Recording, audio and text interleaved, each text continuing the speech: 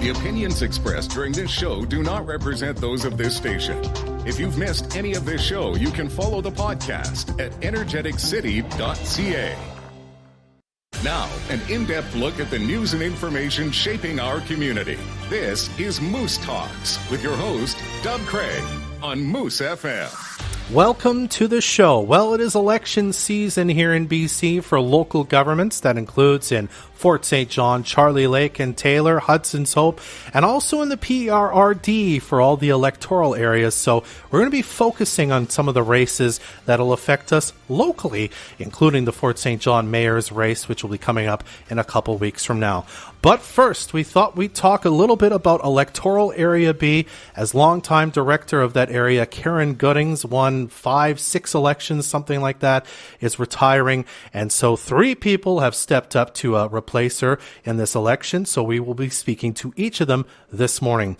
Let's start with our first candidate for Electoral Area B, Jordan Kealy. Good morning, Jordan. How are you doing today? Having a great morning. I hope everybody else is doing good as well. Well, thank you very much for being here again. You've been here before to talk a bit about your farm and also to talk about the food you provide. So now you're here wearing a different hat in the political realm. So I thought we'd start with kind of the basic question about why you're about this. Why did you choose to run for office? Why now? What are you hoping to get out of this? I'm not doing it to be a politician. Yeah. I'm not doing it for money. I'm doing it to try and have positive change and to try and keep our way of life in this area. I've lived here for a while now, and I absolutely love it in this area. And hopefully I can help improve things more. I see. Do you think it's a matter of maybe you didn't like how maybe previous boards on the PRRD were handling things, or you just think I can step up and continue to sort of carry that mantle and hopefully improve on what they've done as well? I think there's things that I can disagree with and agree with that the previous boards do. Like they're there trying to make a difference as well. There's some things that I didn't agree with that I would have done differently, but I wasn't in the position at the time to try and change it myself, but I voted on different things and different referendums. Now I'm looking at trying to take a bigger role, and hopefully I can represent all of my neighbors in a positive manner as well. You kind of mentioned your way of life being important to you and protecting it.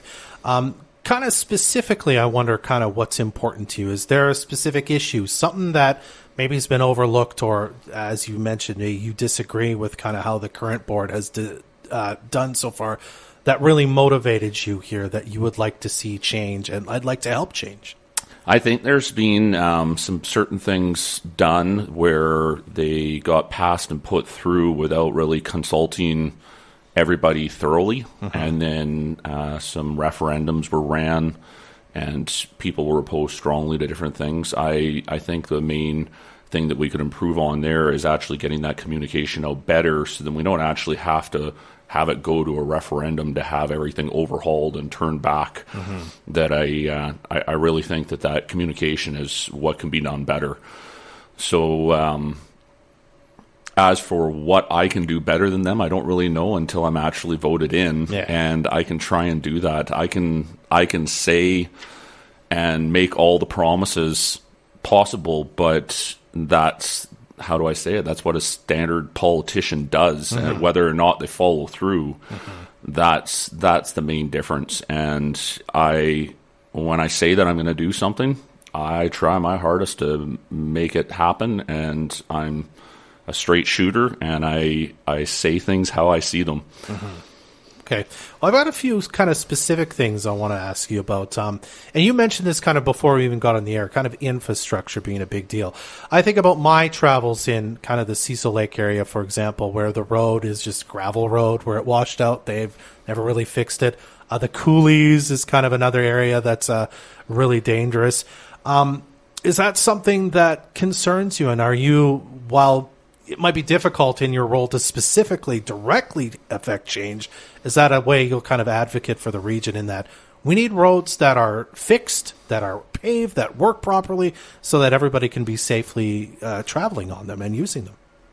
I think we're a region that typically gets forgotten about. Yeah. I was originally from the Lower Mainland. I grew up there, and I grew up in 4-H, and I loved that lifestyle. And the Lower Mainland got bigger and grew into a bigger city, and I really like the country, so that's why I moved out here. Yeah. And the Lower Mainland has the population, they have the seats, they have the political structure to make those big decisions. And unfortunately, us being up this far, it makes it difficult to have that impact and sway over the provincial government on some of the decisions that are done here. Yeah. So certain things like our healthcare system, our roads, our infrastructure, our food security, all of these are matters that I hope to be able to try and discuss with cabinet ministers if I can. Yeah. And hopefully try and enlighten, just because we can have a cabinet minister that goes from dealing with academic and get appointed as agriculture. Yeah.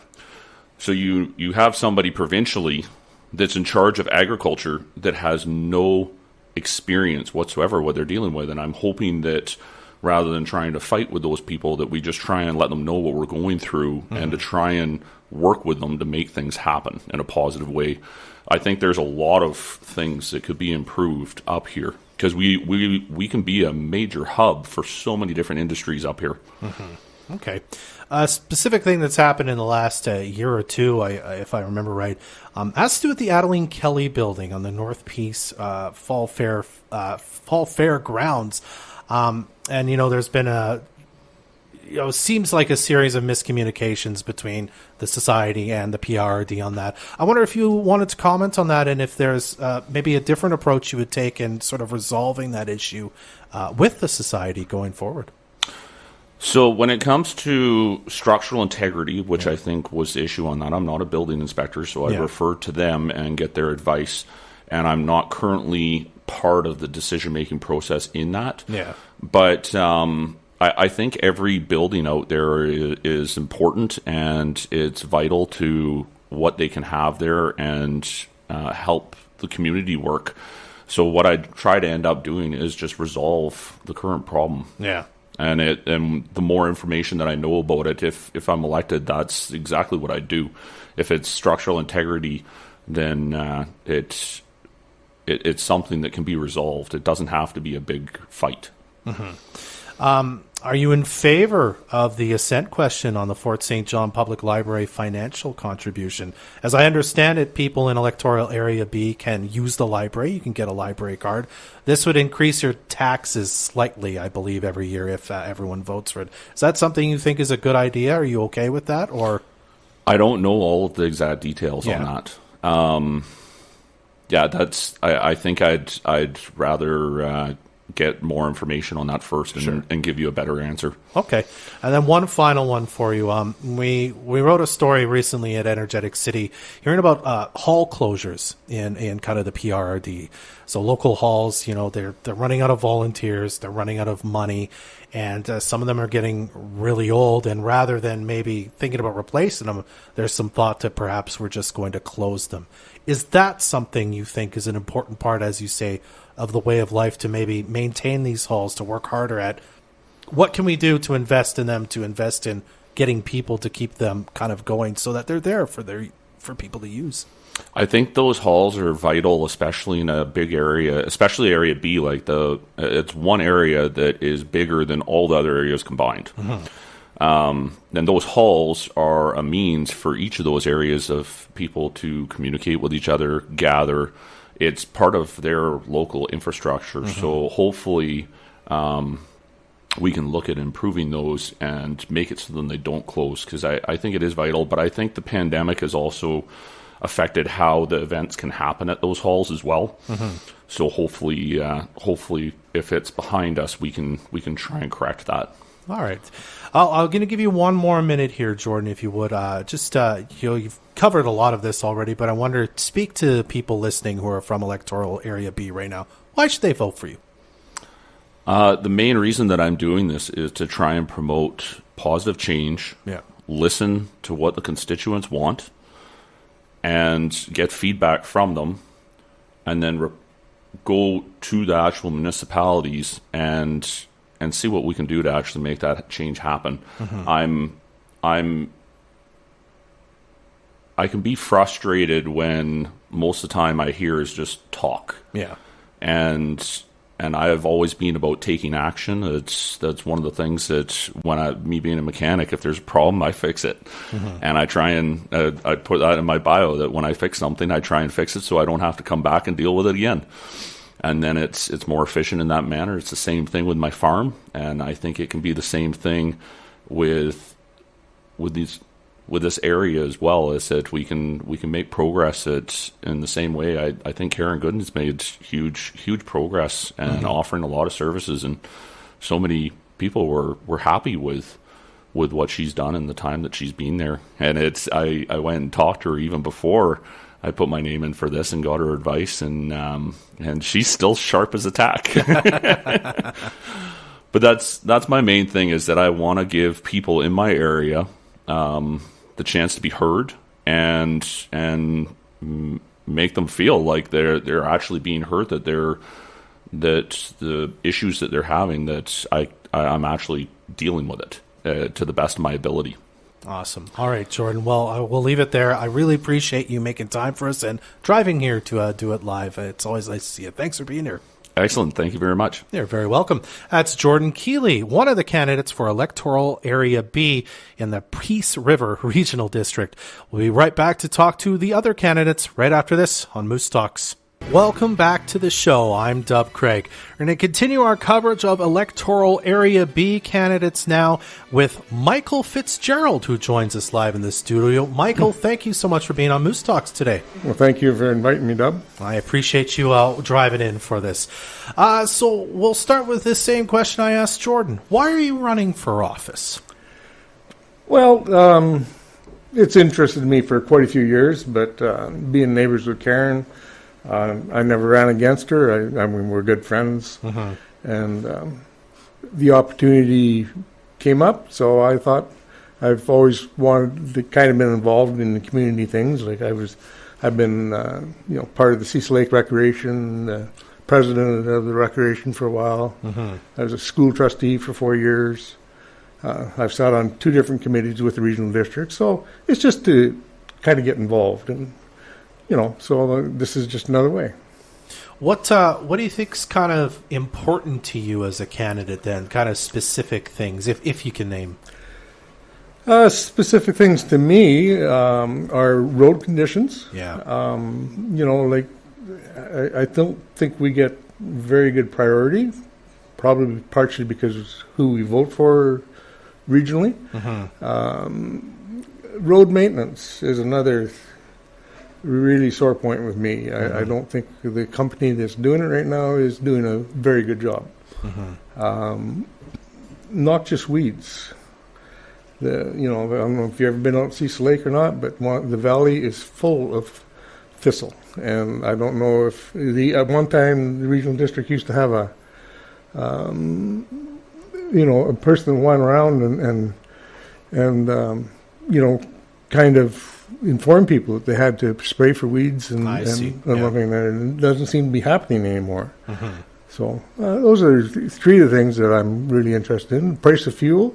I know it's out of the regional district's ability to do anything, but maybe they can be lobbying the government a little harder to try and get some relief for farmers.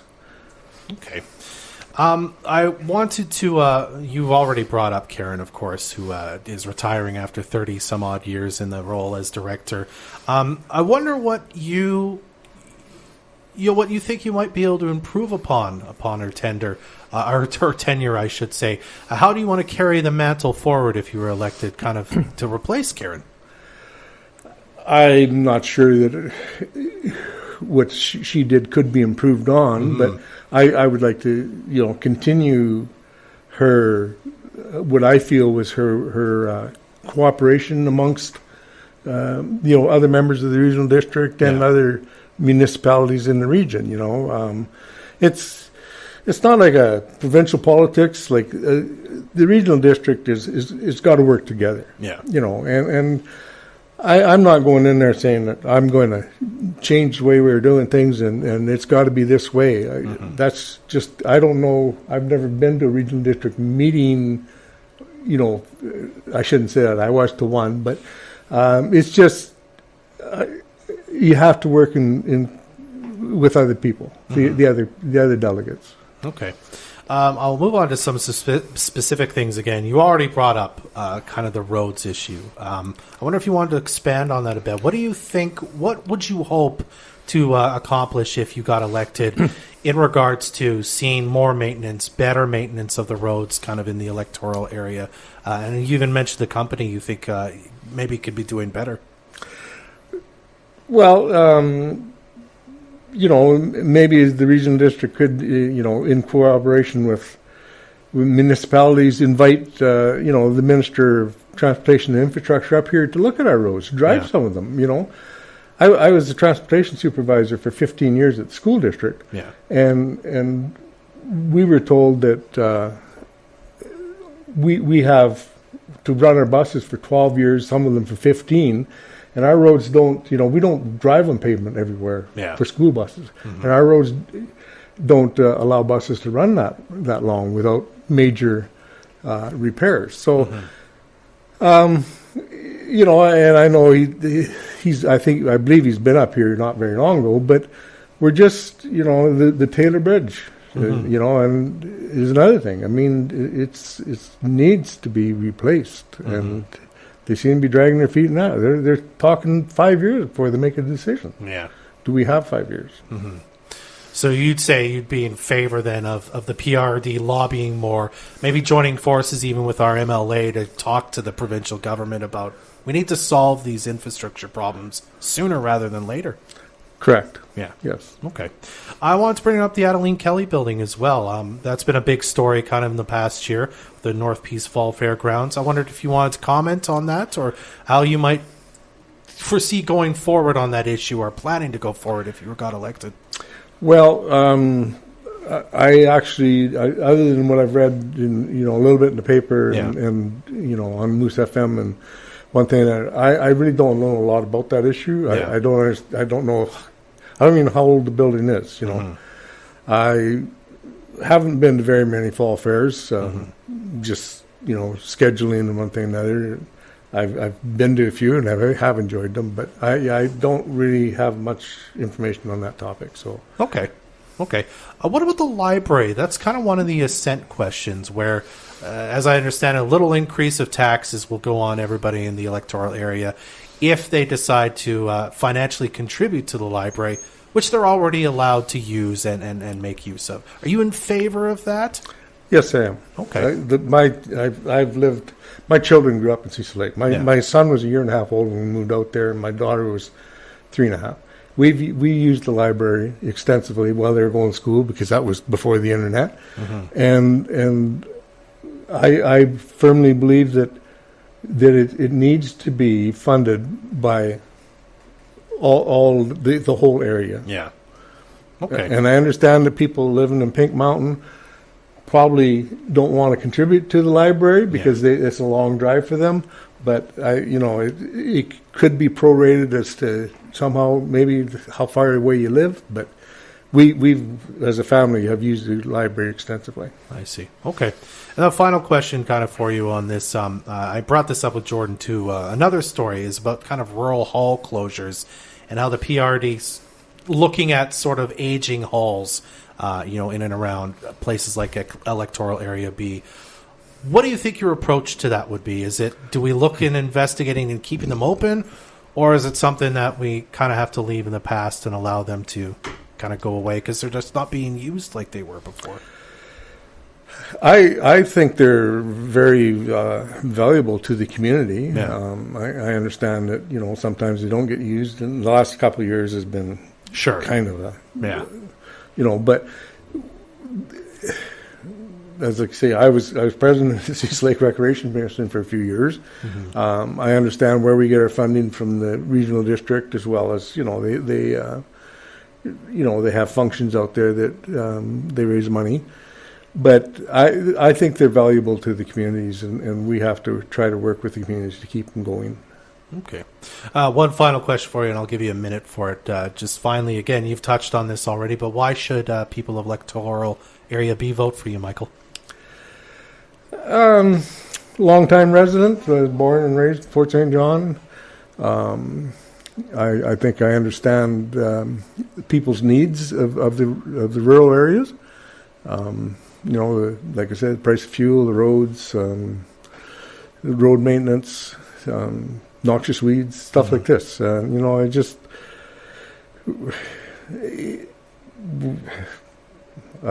wanted to kind of get involved, I guess. So.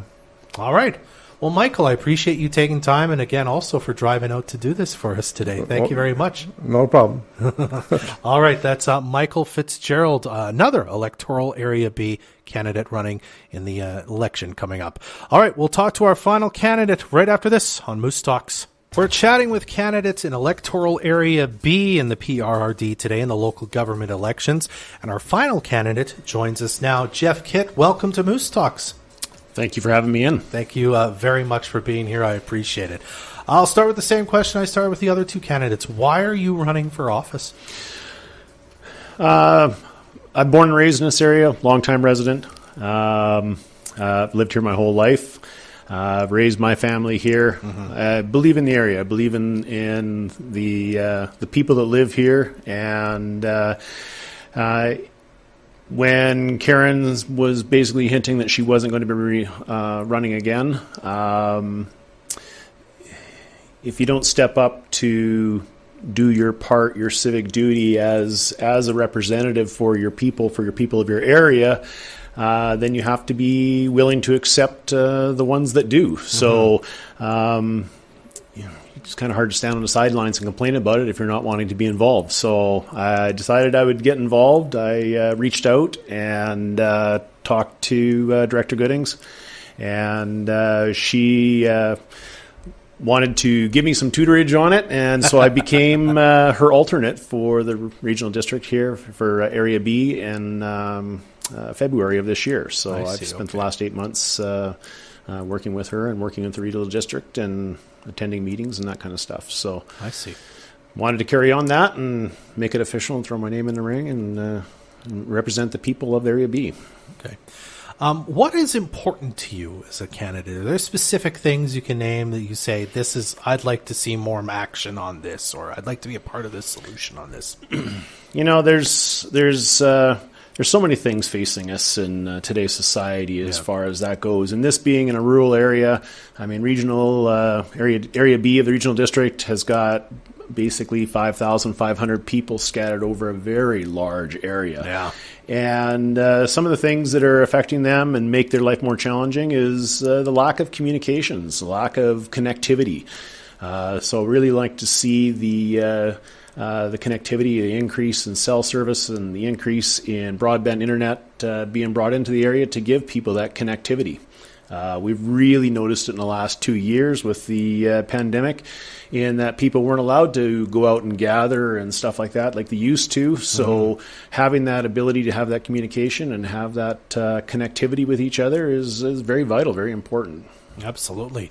Is that, I mean, I don't know how much, like in the official sort of, responsibilities of a PRRD director that is, but is that something that you'd look, again, like advocating for, kind of pushing for, trying to meet with the people who can make that be an improvement in the area, whether it's the local MLA or, as previous candidates had mentioned, trying to meet with the government on that they can actually do something and invest in it here in the area? Yeah, exactly. It is, like you said, lobbying other local government officials, MLAs, MPs, and getting that recognition that this area is a huge tax base for the province. A lot of money is collected up here from oil and gas and logging revenues, mining as well, and that money leaves the area and doesn't come back in. So seeing the province and even the federal government allowing us to utilize more of the revenue that's in this area is very important to the people of this area. I'll get to some specific questions about some issues that have kind of come up recently that may affect the voting and the whatnot in the area. The Adeline Kelly building on the North Peace Fall Fairgrounds. I wonder if you'd be willing to comment on how you could maybe see a solution coming to that situation, because there seems to be a lot of miscommunication about who is what, and there is this person there and that. Are you someone in favor of trying to like resolve the situation quickly and kind of maintain the relationship you have with the society? Yeah, definitely. That has to be resolved. I mean, the society has put a lot of time and effort and resources into getting their existing facility up and running, and unfortunately, some mistakes were made, and I's weren't dotted and T's weren't crossed when the original designs and concept were being put forth.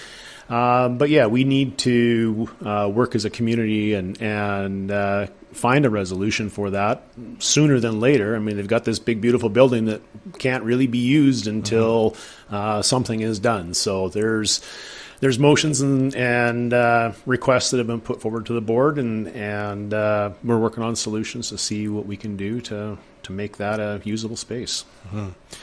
Talking about roads again, I think everybody has mentioned as part of the kind of challenges facing it, the Taylor Bridge, but even specifically kind of closer to town in the area and whatnot. You know, the Motley Coulees down in there, there's a gravel part. There's a gravel part on the top of the Cecil Lake Road that just seems like, well, they did it as quickly as they could to fix it and got out of here. How would you work on that? And again, is it just stronger advocation for the Ministry of Transportation to come down here and see that we need these roads maintained better because we're using them? Yeah, definitely, for sure. There's you've mentioned the Cecil Lake Road, Motley Coulee. Yeah, there's 4 or 5 rivers that and creeks that these roads run throughout the regional district. Even the Farrell Creek Road, it as well has had some sloughing issues. Peterson's Crossing, going across the Beaton, heading up into to the Doig or into PJ in that area. They're having issues with that road as well. It's down to barely one lane in some areas. And there needs to be more improvement in our infrastructure and our roads up here, and for all of it. And again, that's advocating back to provincial MLAs, and even as far as the federal government goes on the Alaska Highway, because we're having problems with it as well, and that's a federally maintained road. But advocating for improvements to our infrastructure, because that infrastructure is needed to for the province to generate the revenue that it does from this area. One of the assent questions that's going to be asked of all the PRRD residents is the financial contribution to the Fort St. John Public Library, which again, as I understand, all residents have access to now. This would just be, can we help out the library more because we're accessing the services, I suppose, is the idea. Are you in favor of that? Is that something you think is a good idea? Libraries are an important part of any community. They are a gathering place within a community. They provide services and access that members of the community can go in and use internet, use the services of finding information and collecting information. And I know that our library here in Fort St. John has really had some challenges over the last while getting finances and keeping operational and actually keeping their doors open.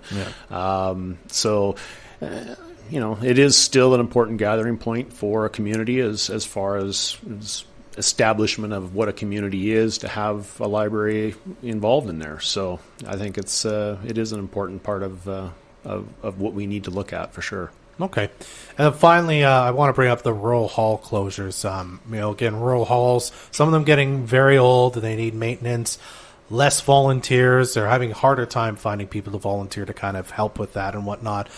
What's your stance on that? Is this something we need to continue to invest in, or, is that just going to cost money? And since we're seeing less use than maybe perhaps we used to be, we need to move on from them and just let them go?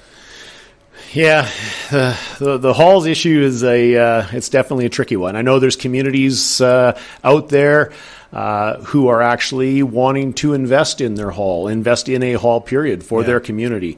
And they are, any kind of a public gathering place is a very expensive building to maintain. So you have to have the usage of it. You have to have the people in the community that want to come out and want to use it, that want to contribute to volunteering to make sure the grounds are upkept and the building is upkept.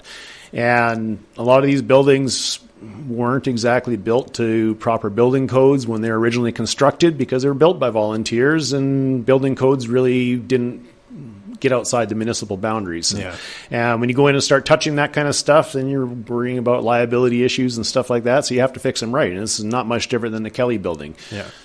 The rules are there and they have to be followed as far as what the building codes are for the occupancy of those people being there. And if the members of the communities individually want to stay engaged and keep their halls open and active, then there are ways and there are things that they can do to achieve that. So, okay.